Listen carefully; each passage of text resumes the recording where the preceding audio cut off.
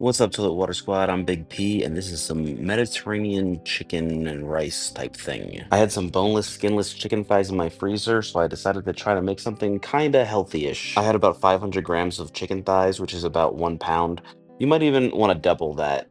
More chicken might be better in this in comparison to the rice. If you double it, you should double the marinade recipe as well. So let's get started with the marinade. We're gonna start with about 2 tablespoons of olive oil and then 2 cloves of garlic minced. I like to just smash the garlic with my knife and then cut it up from there, and that helps it to break it up so that it can cut into smaller pieces. But you could use like a garlic press or something, or I guess jarred garlic if you would like to do that. But then after that, you want to put in like, I guess like a tablespoon of harissa paste, and then a teaspoon of smoked paprika, a teaspoon of dried oregano, and then I put a little bit of garlic powder in as well, because garlic powder and minced garlic are two different things. Like they're two different flavors, but you could just do one or the other if you wanted to.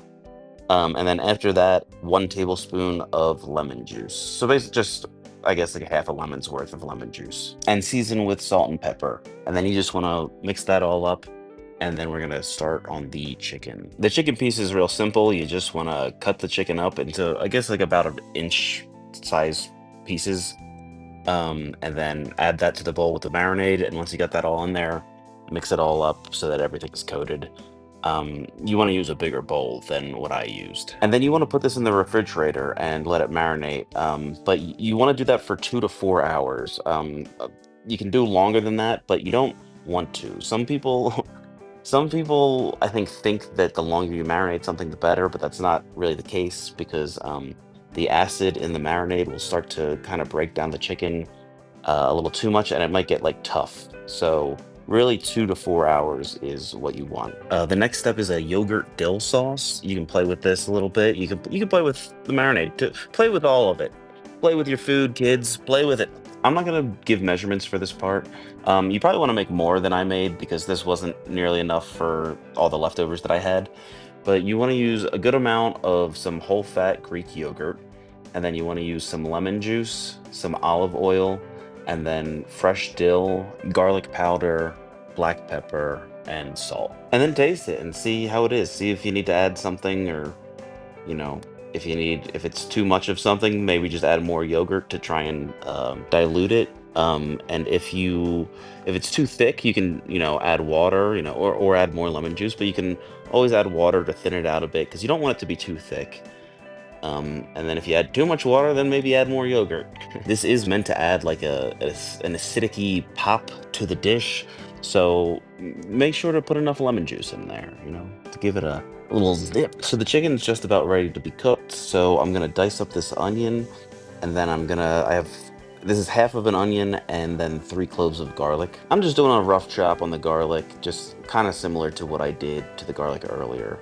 And then after that, I'm taking the chicken out of the marinated bowl and kind of drying it off a bit on a paper towel. I'm not sure about this step. I think it makes sense to me because of we're trying to sear the chicken afterwards, so you'd want it to be as dry as possible. But I don't know. I don't know if you're supposed to dry the marinade off of it. If you're not sure either, then I would recommend drying it off. But if you are sure, then let me know and tell me which I should be doing. And it doesn't have to be super dry, just kind of like dab it the way that I did. So I'm using a stainless steel pan, and we're gonna be cooking this on high heat. If you wanna know a little trick to how to tell if your pan is hot enough that it will be non-stick for stainless steel pans, just sprinkle a little bit of water in there.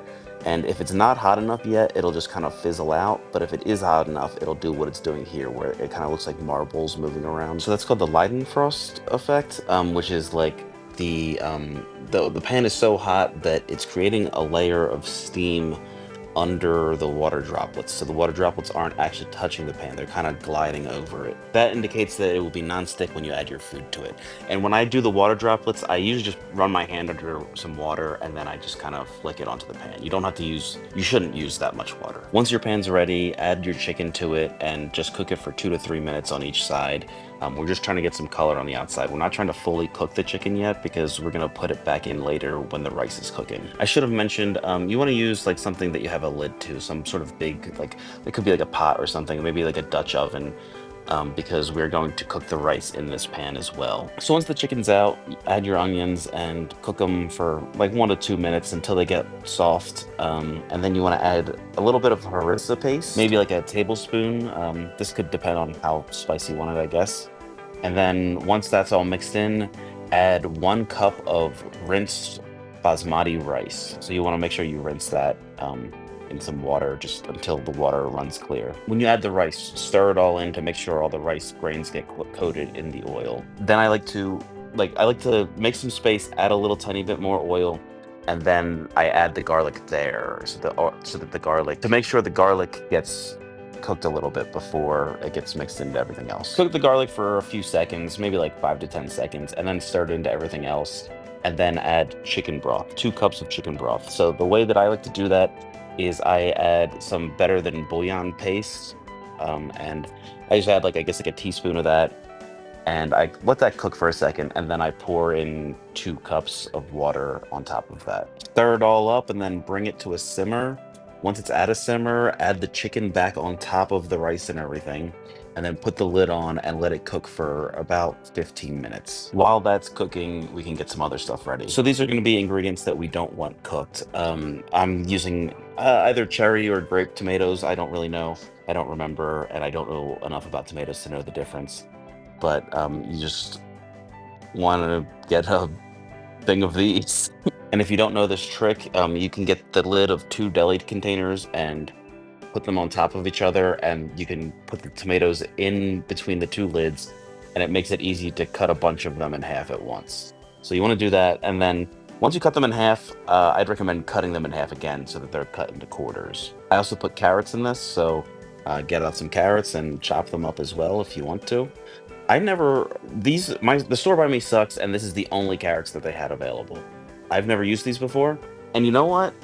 Shout out to my store, because I actually do kind of like these now. I have been getting these shaped carrots. I recorded this video on November 8th, so it's been months since I recorded this, and I have been getting this type of carrot since then. 15 minutes later, let's check on that chicken and rice, and oh, baby, it looks done. So here's 2 more ingredients that I didn't want to cook. It's lemon zest and capers. I've made this dish since then, and I started putting the lemon zest into the yogurt-dill sauce. So you can do that as well. It's just one thing that you could do earlier so you don't have to think about it, when you're finishing up this dish. So just put in the zest of a lemon and then a bunch of capers. You can skip the capers if you want to. You can skip anything if you want to. Do whatever you want to do. That's pretty much it. It's just plating from now on, and I think there's only 2 more ingredients. One of them is just spinach or whatever leafy green you want to put on there, or no leafy green if you don't want. And then I put some cotija cheese, because that's what I had. You could use any type of like crumbly cheese, like feta or something like that, but you can also skip the cheese if you want. I tried plating it to make it look kind of nice, but you don't have to do that, because honestly, what I do is I just mix it all up anyway, because I like having little bites of everything, a little crunch in there, I don't know. But it doesn't look as good for a thumbnail if you do that. So what I'm doing right now is I'm gradually adding little bits of water to this to thin it out a bit. And this is the consistency that I was going for. If that's what you want to go for, then you should go for that too. But if not, just go for whatever consistency you want. And then just drizzle it on top. I add some more harissa on top of this to make it a little more spicy. I think I put some paprika on here and some cayenne pepper. And I think I put more dill on it, and then some extra virgin olive oil as well. You can just do like a little swoop of that around the top. And the cotija cheese. I forgot to say the cotija cheese. And this is like really good.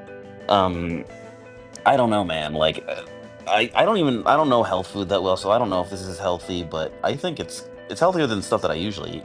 And it's maybe my favorite thing to eat. Another thing I forgot to say is that when you get everything on the plate, before you start adding the toppings, salt the tomatoes. You wanna add salt to the tomatoes, like right before you're about to eat. But do that before you add the toppings so that it's easy to do it. I couldn't find a video of me eating this, so I guess I just forgot to record it. But please make this; it's great.